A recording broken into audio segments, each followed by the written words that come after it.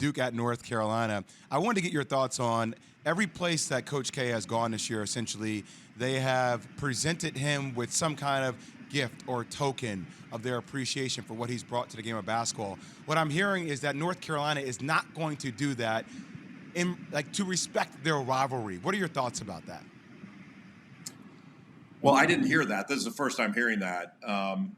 Whatever anybody wants to do is fine. I mean, there's a ton of respect between Duke and North Carolina, so I don't care about that stuff. That's fine.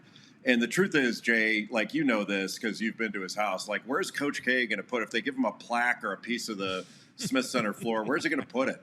Like, he's got no space anymore for all this stuff.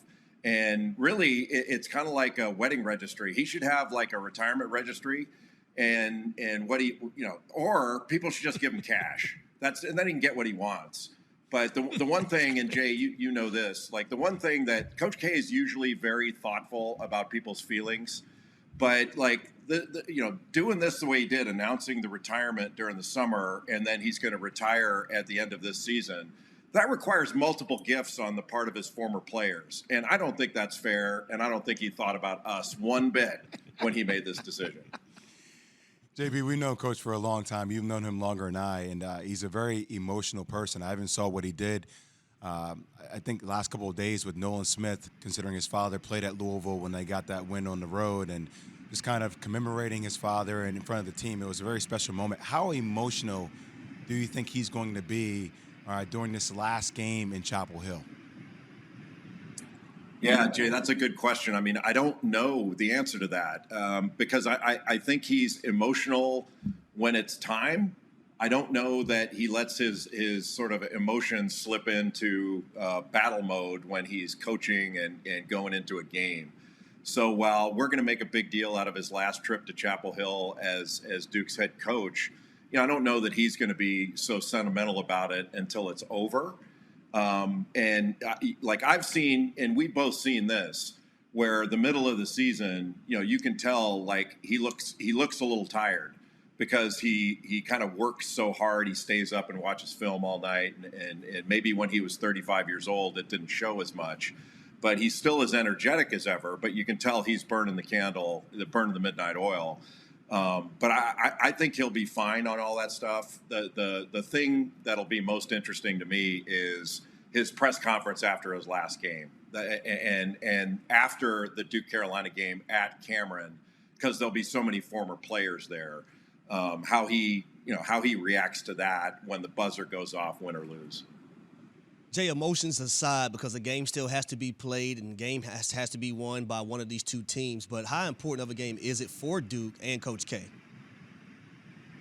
Well, it's for first place in the league. If Carolina wins, they're in first place. If Duke wins, they're in first place. And that's what this rivalry's come to be over the years. It's played for something other than, pride and territory and all that stuff like most rivalries are. It's not just because of proximity. It's been this good because of excellence. And Carolina's a different team this year than they were last year and have been. They're not as big up front. They don't offensive rebound as well, and they're not as good of a transition team, but they can really shoot it. And they're a good three-point shooting team, and they run a lot of spread ball screen stuff. It'll just be interesting to see if they can guard Paolo Banchero because they don't really have a natural matchup for him. The one thing about this rivalry, and I think Jay had backed me up on this. It doesn't matter which team is better in a given game. The one thing is these two teams, for reasons you can't describe, will play harder and better in this game than any other game they play. And every game is important to these teams, but not every game is big.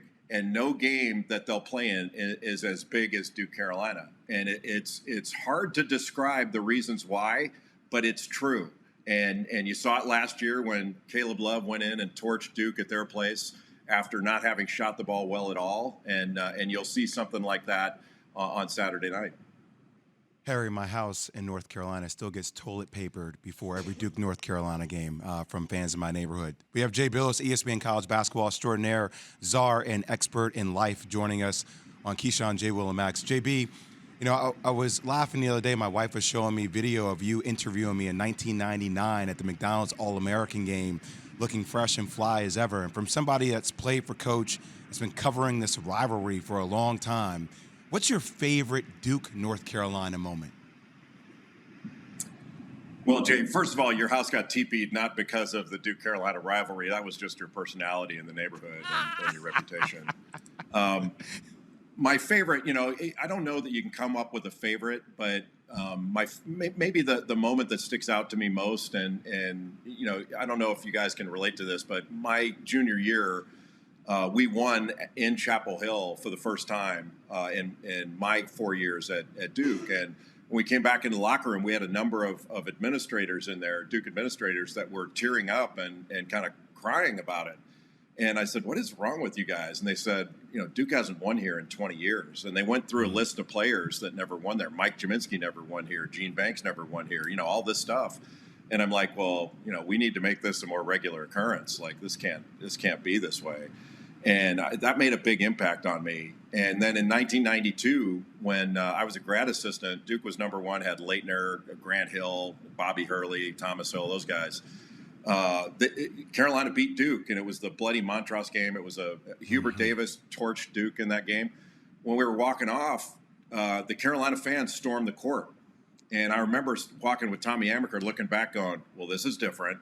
And we're like, this is almost like winning to see this. And, that's when we felt like the rivalry kind of flipped, where everybody involved in it looked at it as a 50-50 fair fight.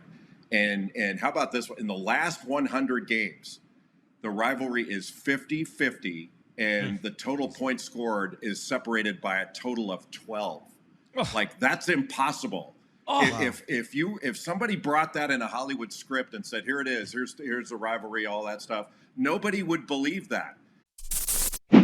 Thanks for watching ESPN on YouTube. For live streaming sports and premium content, subscribe to ESPN Plus right now.